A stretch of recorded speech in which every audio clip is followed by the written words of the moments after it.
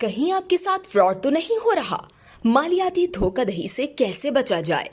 دھوکے باز ملک بھر میں ہر شخص کو، ہر عمر اور ہر آمدن والے لوگوں کو ہدف بناتے ہیں۔ دھوکے باز مختلف طریقوں سے آپ کا اعتماد حاصل کر کے آپ سے رقم ہتھیا سکتے ہیں یا ذاتی تفصیلات حاصل کر سکتے ہیں۔ پاکستان ٹیلی کمیونیکیشن اتھارٹی نے مالیاتی دھوکہ دہی سے بچاؤ کے لیے کچھ رہنما اصول جاری کیے ہیں جو آپ کو اس ویڈیو میں بتاتے ہیں۔ نمبر 1، SMS کے ذریعے موصول شدہ مشکوک متن یا لنک نہ کھولیں بلکہ اسے نظر انداز یا رپورٹ کریں۔ نمبر 2، اپنی ذاتی تفصیلات اور رقم کی فراہمی کے حوالے سے ہر طرح سے آگاہ رہیں۔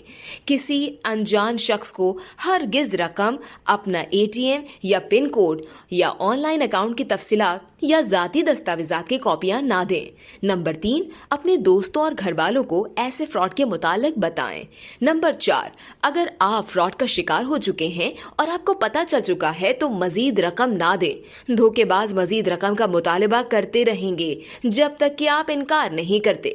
نمبر 5، اگر آپ نے کسی دھوکے باز کو رقم دے دی ہے یا اسے بینک کی تفصیلات فراہم کر بیٹھے ہیں تو فوراً اپنے متعلقہ بینک یا پولیس کو بتائیے۔ ہو سکتا ہے کہ اس طرح آپ مزید رقم کی منتقلی سے بچ جائیں یا فوری طور پر آپ کا اکاؤنٹ بند کر دیا جائے۔ نمبر 6، سب سے پہلے اپنے سروس کنندہ کو مشتبہ نمبر کی بلاکنگ کے لیے رپورٹ کیجیے۔ نمبر 7، اگر سروس کنندہ سے جواب موصول نہیں ہوتا تو PTA کو 0800-55055 پر یا ویب سائٹ پر بھی رپورٹ کیا جا سکتا ہے۔ PTA موبائل نمبر یا ڈیوائس کا IMEI بلاک کر دے گا۔ ایک شخص کے فراڈ میں دوبارہ ملوث ہونے کی صورت میں سم یا کنیکشن کے اجرا کے لیے شناختی کارڈ کو بلیک لسٹ کر دیا جائے گا۔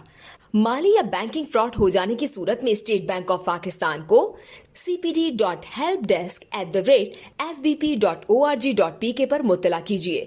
مزید تفتیش کے لیے FIA کو متعلقہ ہیلپ لائن نمبر 051-910-6384 پر کال کیجیے۔